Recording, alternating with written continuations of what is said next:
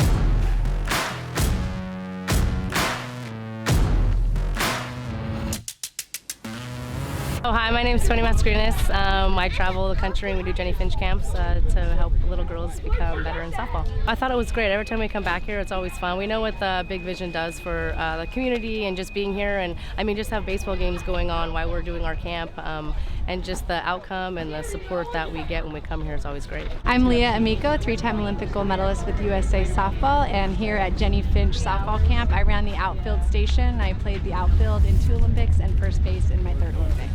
We hold these camps to teach young softball players the fundamentals of the game and how to have fun, and really to try to inspire them. I reached the pinnacle in my sport in the world, hitting and slapping and bunting, but bigger than that, I really think they're going to walk away just inspired and want to go be their best. Yeah, this is our 4th camp here at Big Vision. The turnout was great. We had over 200 kids. What we looking for next season, hopefully coming back, doing it again. The girls were great. The parents were great. Everyone came out here, had a good time. I think we did a great job as instructors getting our information to the youth and to the parents. Hi, I'm Jennie Finch, USA Softball Olympic gold medalist. We do these camps because we have a passion for this game. We have a passion for the youth and the next generation.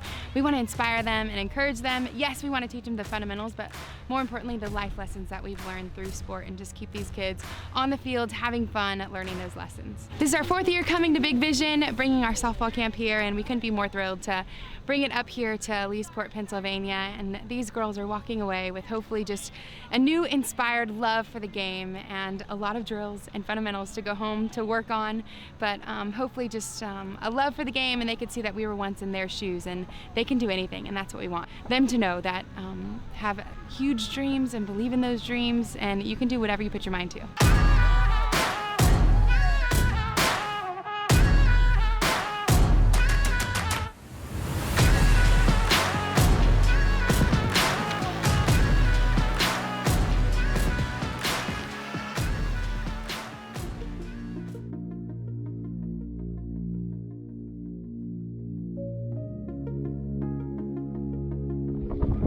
Help us in honoring America as we play our national anthem.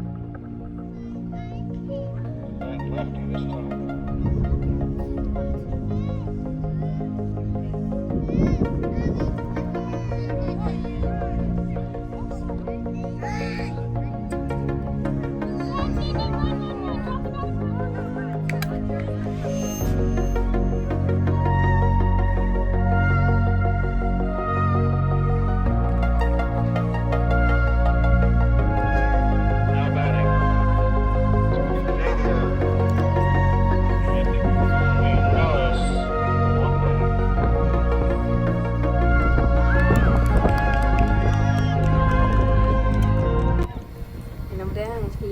Para ayudar a los otros niños con capacidad para que saber que ellos pueden hacer la misma vida que nosotros y pueden darlo todo igual que nosotros. There's a base hit.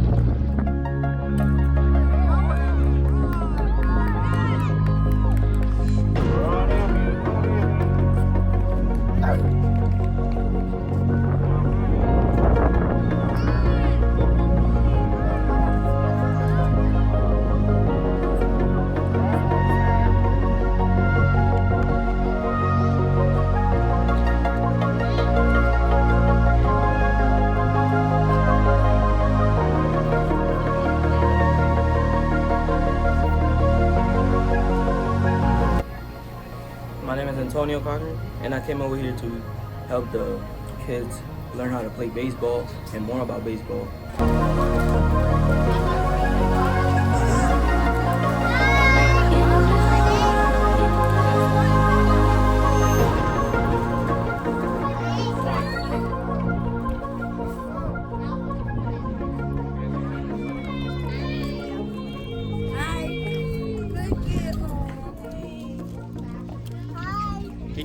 Can you give me a big smile? Hey. All right. Name? My name is Jaden, and the reason I did this was because I thought it would help these kids and make their day and just help them and just in general just make their day. My name's Cooper. I wanted to volunteer here because I just like making people smile, and I knew that a bunch of people would smile if I did this, and I love helping out.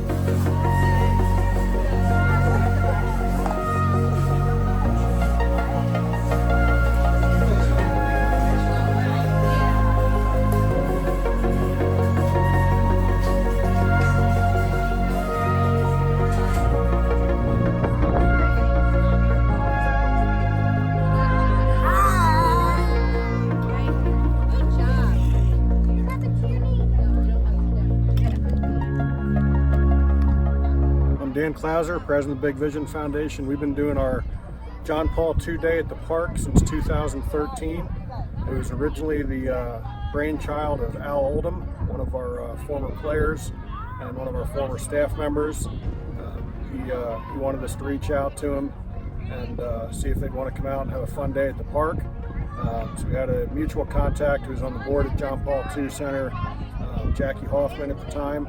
And we reached out and made a connection and have been doing it ever since. And we've continued to do it just because it's so rewarding to see these kids come out here and just enjoy the game of baseball in its purest form.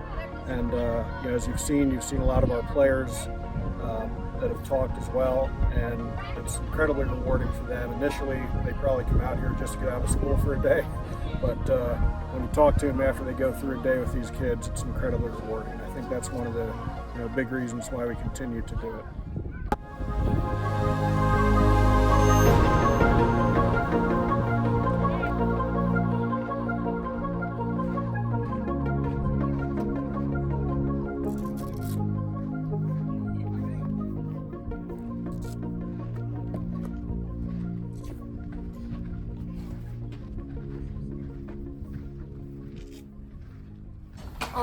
My name is Jack Cipher, and I wanted to do this because I love helping out kids, especially kids who aren't as fortunate as me, and I just wanted them to be able to play baseball like I do.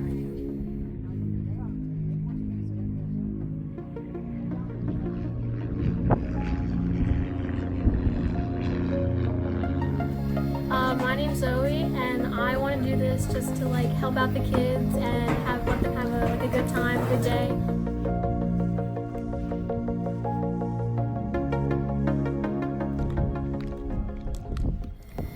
My name is Christian Torado. I came to help out less fortunate kids that don't have an opportunity to do what we do and to the full ability that we have.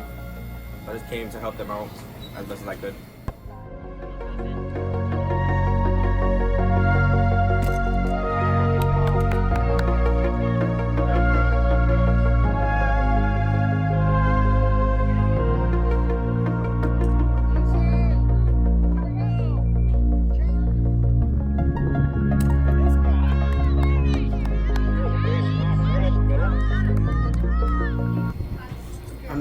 Chronicles, and I came to volunteer to help less fortunate kids play baseball and have fun.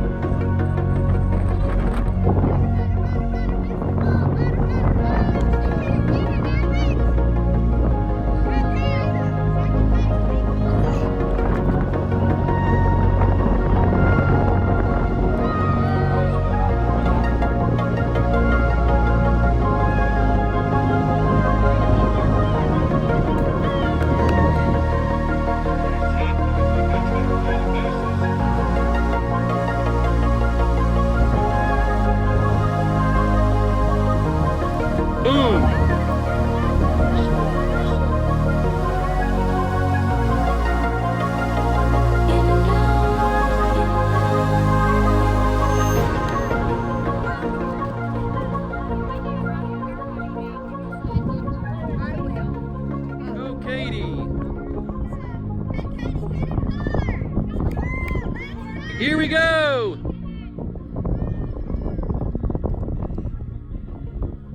Go, Katie! Woohoo! Go, Katie! Don't run too fast, though! Don't run too fast!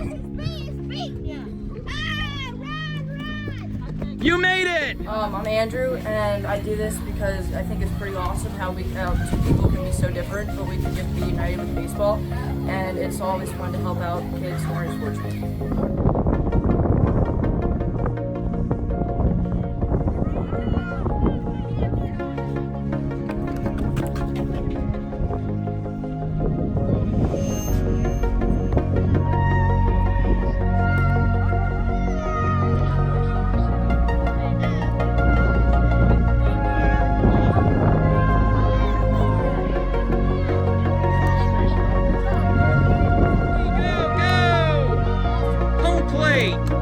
Great job. Whoa. He's a natural. Nice hit, Alex.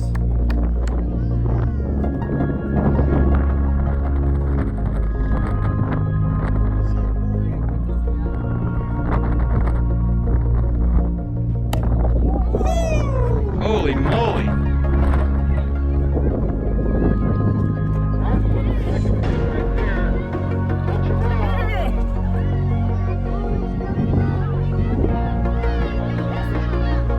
Go, go, go, go!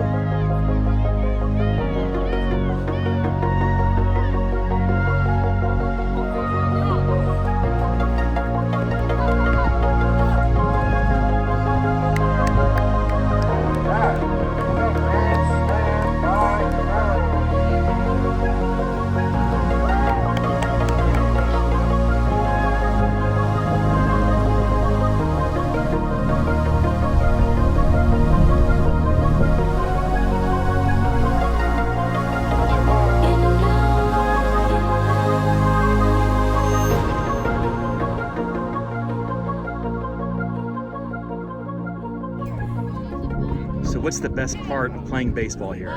I love all of it. Do you? Yes. Do you feel like you've gotten better over the years? Yes. And you just have a lot of fun with your friends, right? Yes. Perfect. Are you gonna miss it? Yes. Judy, okay, well you take care of yourself. Okay. Bye-bye. Bye-bye.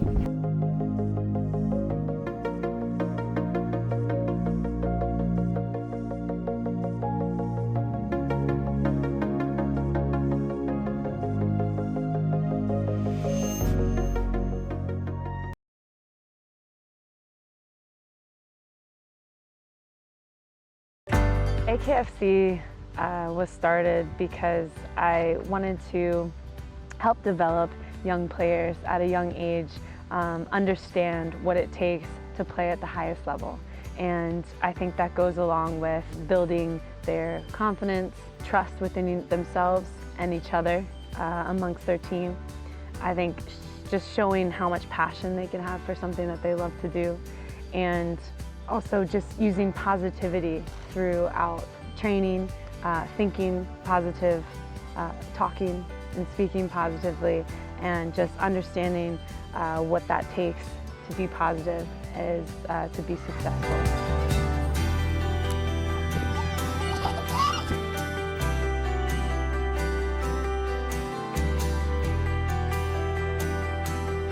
think all of those components I wanted to make sure were described in the Warrior way, because I know that those 4 components have helped me since I was really young get to the level that I'm at. So I wanted to make sure that we had a camp and clinics and the Warrior way to really express what it takes to play at the highest level. And I think all of those components put together really demonstrates what we did today with all the kids, and I hope that I can continue to inspire not only in my hometown but in the country and across our nation. The future is to keep expanding with AKFC and my growth as a player and person, and that's the key here, and just to continue to inspire young athletes around the country and world to want to have the same love for the game and have a better understanding of the game.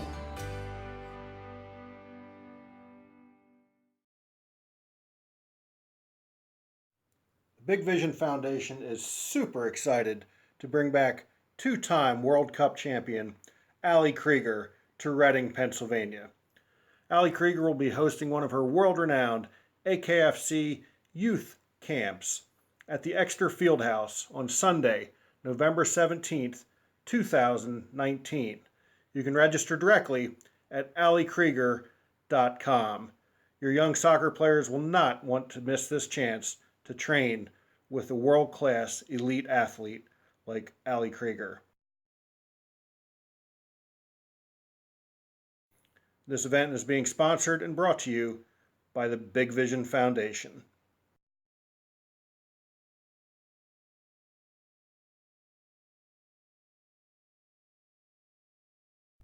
Hi there, I'm Toni Reece, and I am guest hosting part 4 of the 30th anniversary to Big Vision's podcast episodes. And I am joined by the leader of this Big Vision Foundation, Dan Clouser. Here we are again. Here we are again. Thanks, Toni. We are again. So, leading up to episode 4, it's been a while, right? There's been so much going on, but we wanted to focus on where we are presently, and then also what's going on in the future, not just for Big Vision, but for Dan Clouser. So, what is happening right now for Big Vision? So, we've got a lot of exciting things happening, as we always do, and we always have.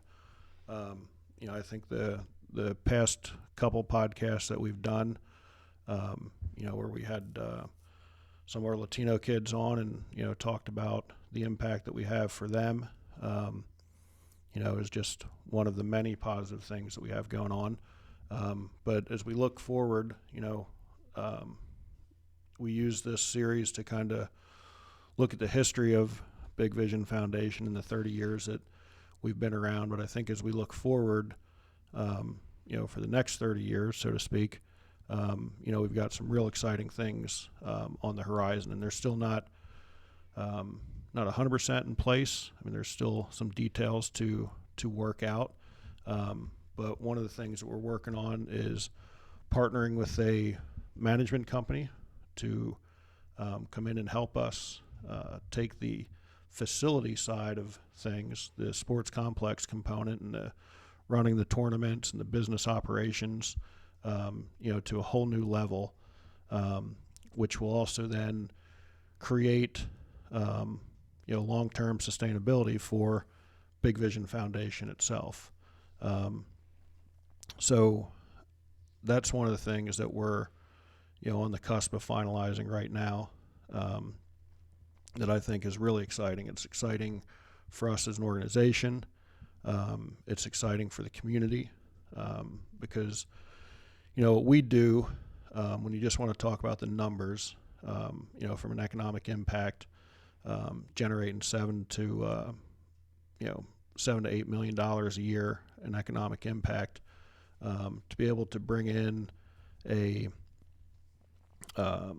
true management partner to help us with that side of things, we could easily see that number multiply by tenfold, and that's not an exaggeration at all. We're talking about people who, have the vision, and then also have the resources to really take that complex to the next level.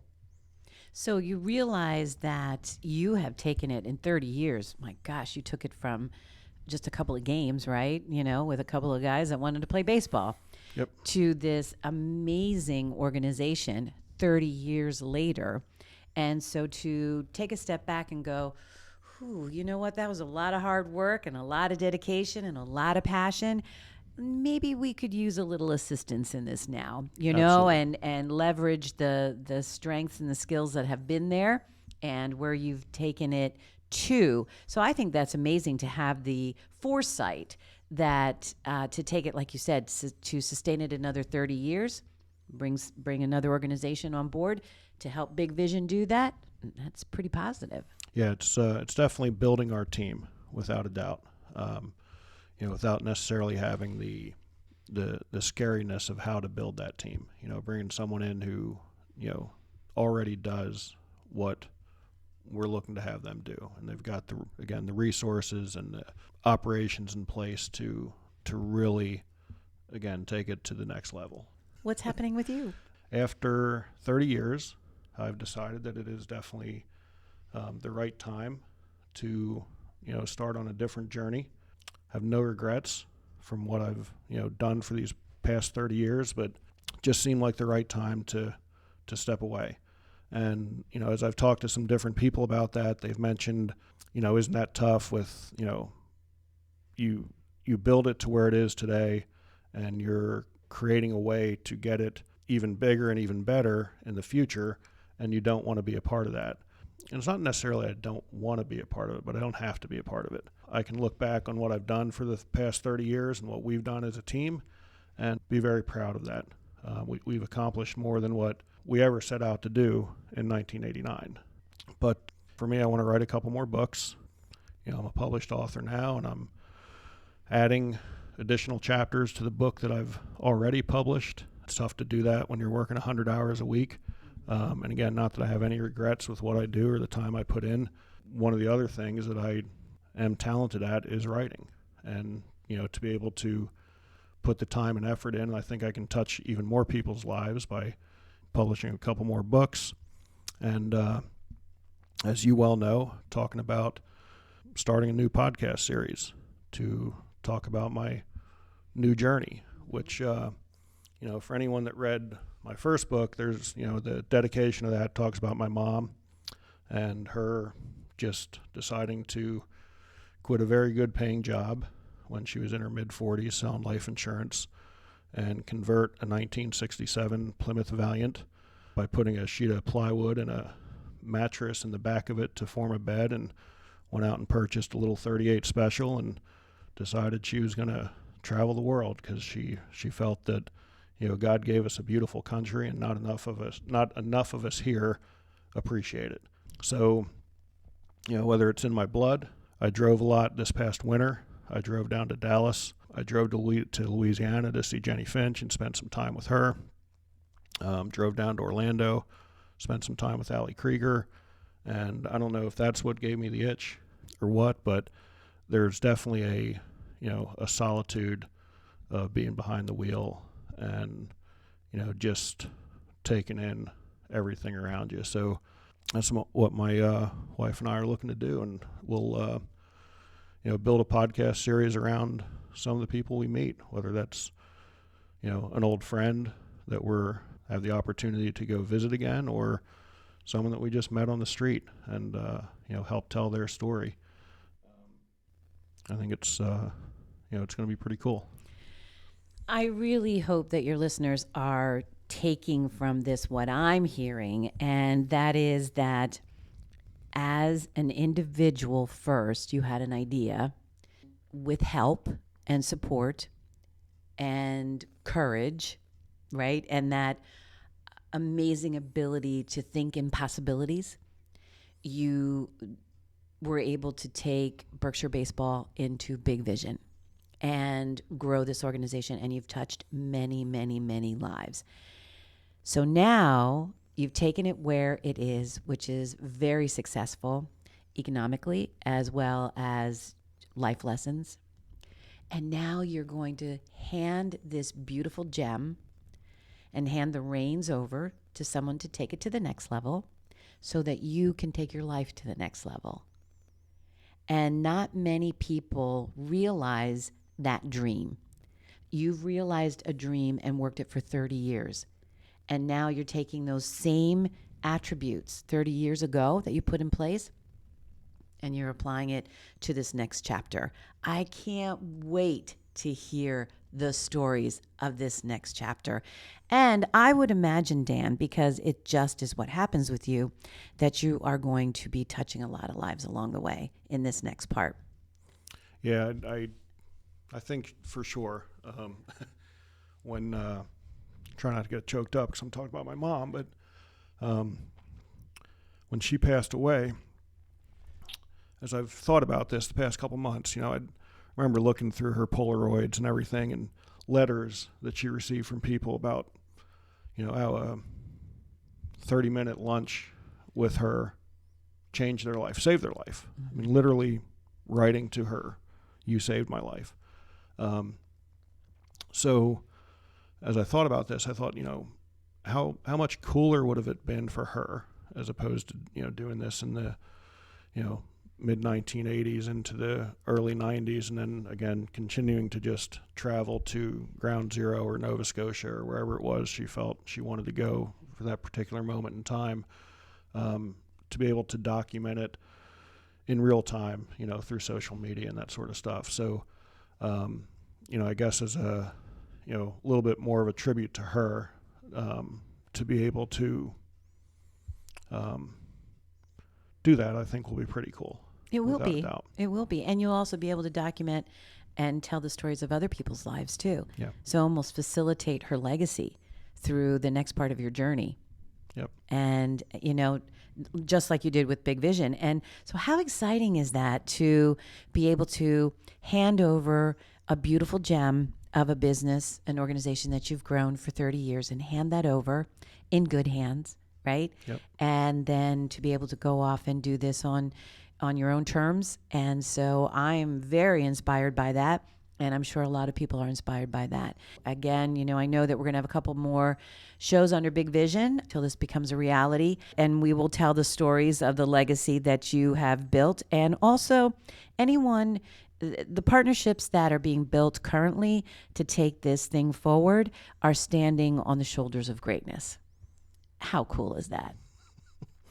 I didn't look at it that way, but that's pretty cool. That is pretty cool. So thank you. And until next time.